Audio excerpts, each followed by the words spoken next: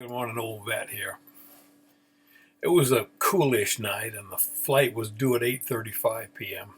A decent number of greeters showed to welcome home this National Guard unit from a year in Afghanistan.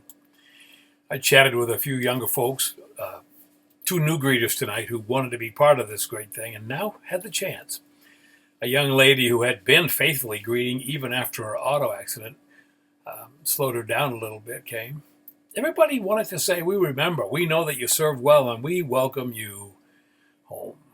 Shortly before the flight, a man and two young lads showed up to greet his nephew from Ohio, and they were with a warm, friendly feeling to the night.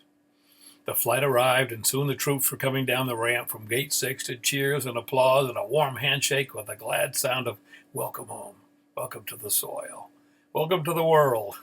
Some of the troops were fighting back tears, and some had lost the fight, happy to be on home soil once more.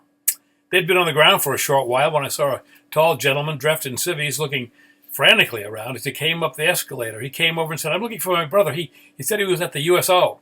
I smiled and pointed him to the Bangor, Maine troop greeters room. All local volunteers, not a USO here. And then a few minutes later, the brother came running across the lobby, and it was a glad reunion. It was nice seeing them together, but it was later, as I sat behind the welcome desk for a few minutes, that the rest of the story came out. The elder brother was active duty Navy, was living in Bangor as a recruiter. The younger brother was from Texas and had just returned from deployment in Afghanistan with the Army Guard. But it was the words of that younger brother that made me, hard-hearted as I am, get a little misty-eyed. We haven't seen each other for 13 years. Whenever he came to Texas, I was deployed.